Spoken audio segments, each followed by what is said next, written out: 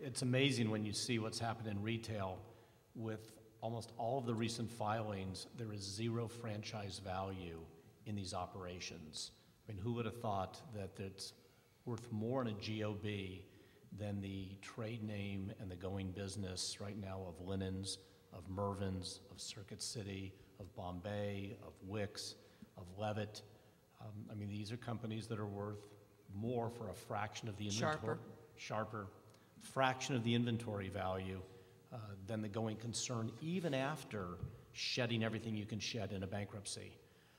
So I mean, I think it really does raise the question of who can restructure, and I think what this massive down cycle is doing is completing what I've always described as the Walmartization of America. That there is only going to be one or two dominant players, and if you're not one of those dominant players in almost every category, you're going to have a very, very difficult time surviving in the Walmart age and in the electronic internet age. I mean, we start with the ones that are going to have the toughest time to restructure. Your mall-based retailers are up against an almost impossible situation because their fixed costs are so high. And when the revenue starts to shrink and the margins start to shrink and you're still in there paying $60, $80, $100, $200 a foot for your space, your fixed overhead costs are gonna drive you out.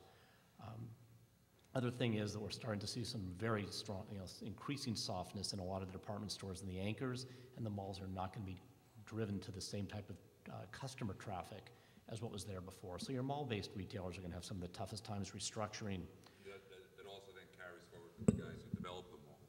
So that the real estate projects, general growth, and others. I think it'll be a massive ripple effect throughout that portion of the retail economy.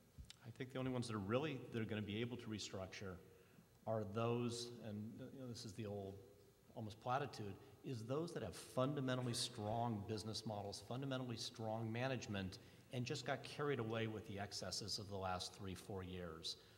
Those that overexpanded and you can shed the leases through the restructuring. Those that overexpanded and developed a disproportionate or outsized balance sheet that can be restructured through the bankruptcy.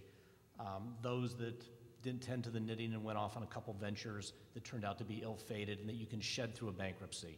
But unless there's that fundamental strong management, fundamental good business model, fundamental consumer acceptance, there's really no hope in competing in what's going to be just a brutal retail environment, and the reorganization process is going to help you. I mean, you are going to be a Circuit City, which just cannot compete with the Best Buy, and you are going to be a Linens that fundamentally in a business model can't compete with the Bed Bath & Beyond.